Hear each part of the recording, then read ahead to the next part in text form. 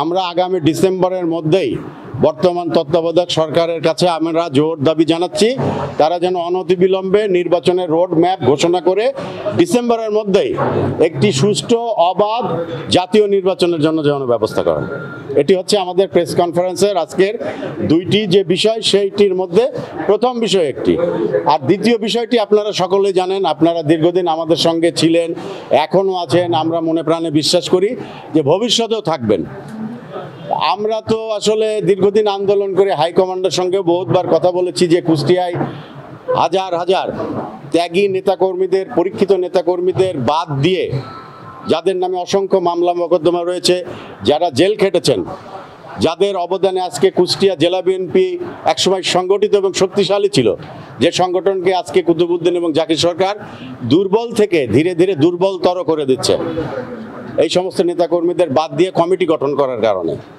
তো সেই কারণে আমরা আপনাদের কাছে আবার নতুন করে উপস্থাপন করতে এসেছি কিছু বিষয়।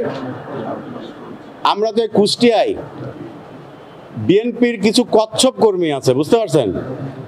কচ্ছপ কর্মী মানে বোঝেন?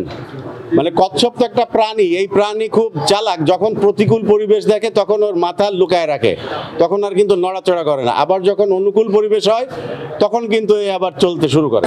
তো কুষ্টিয়ায় জেলা বিএনপি এই কচ্ছপ কর্মীদের দাপটে পরীক্ষিত ত্যাগী নেতা কর্মীরা আজকে দিশেহারা, তাদের কোনো অবস্থান নেই। এই কচ্ছপ কর্মীরাই আজকে কুষ্টিয়া জেলা বিএনপিকে নিয়ন্ত্রণ করছে। কেউ হয়তো বগুড়াতে চাকরি করত, কেউ হয়তো ঢাকাতে ব্যবসা করত, কেউ হয়তো বিআরবি কেবলসে চাকরি করত, কেউ হয়তো ইনঅ্যাক্টিভ ছিল, আওয়ামী লীগের সাথে আতাত করে এলাকায় অবস্থান করছে, ব্যবসা বাণিজ্য করছে, আমাদের সাথে চলার পথে শরীরে শরীর লাগলেও দেখ কথা বলতো না, বললো যে ভাই খুব বিপদে আছি, যান আপনি আপনার মতো যান, পরে কথা হবে। এই সমস্ত কচ্ছপ কর্মীরা এখন কিন্তু কুষ্টিয়া জেলা বিএনপিকে নিয়ন্ত্রণ করছে। এটা অত্যন্ত দুর্ভাগ্যজনক।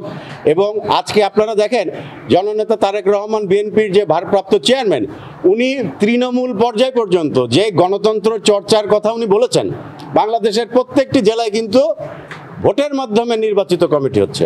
এক্সেপশনাল কুষ্টিয়া জেলা। আওয়ামী লীগ ক্ষমতায় ছিল তখনও আমাদেরকে মারছে, বিএনপির উপরে আক্রমণ করছে, মামলা দিছে। এখনো যদি বিএনপির নেতাকর্মীরা মার খায় তাহলে এই ব্যর্থতাটা কার? এটা বর্তমান জেলা বিএনপির আহ্বায়ক এবং সদস্য সচিবের ব্যর্থতা।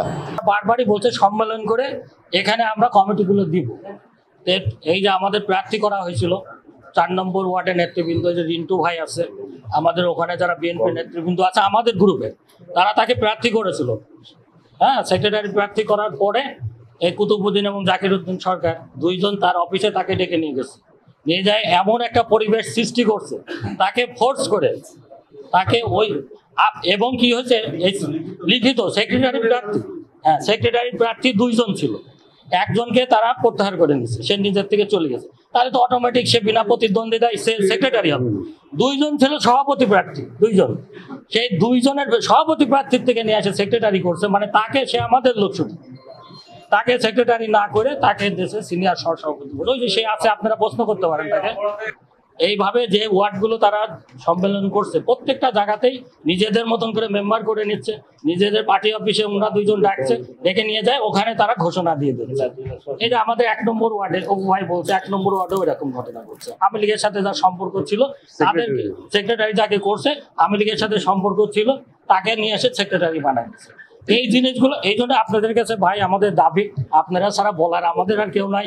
আমরা দীর্ঘদিন ধরে, এই যে ভাই প্রশ্ন করছে হাসান ভাই, যে আমরা তো আজ 6 মাস, আমরা দীর্ঘদিন ধরে, হ্যাঁ আমরা 5 বার সাংবাদিক সম্মেলন করলাম। আমরা নেতাদের কাছে, আমাদের সর্বোচ্চ নেতা আর সর্বোচ্চ নেতার কাছেও আমরা ওইটা রাখি, তার কাছেও আমি এই প্রস্তাবগুলো আমরা সবাই দিয়েছি, কিন্তু এর কোনো প্রতিফল পাচ্ছি না। ওই জন্য আপনাদের কাছে আমাদের অনুরোধ, হাসান ভাই বলছে আমরা এটা চালাই যাব, যতদিন এর সুস্থ সমাধান প্রতিকার আমরা না পাবো আমাদের এই আন্দোলন চলতেই থাকবে।